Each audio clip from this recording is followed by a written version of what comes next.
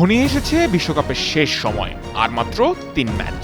এরপর গ্রেটেস্ট শোন আর্থ খ্যাত এই আয়োজনের জন্য আবার অপেক্ষা করতে হবে আরো 4টি বছর। তবে টুর্নামেন্টের শেষের দিকে এসে সবার নজর এখন ইন্ডিভিজুয়াল অ্যাওয়ার্ডগুলোর দিকে। গোল্ডেন বল বা গোল্ডেন বুট নিশ্চিত না হলেও গোল্ডেন গ্লাভসকে পাচ্ছেন তা যেন অনেকটাই নিশ্চিত হয়ে গেছে আজ।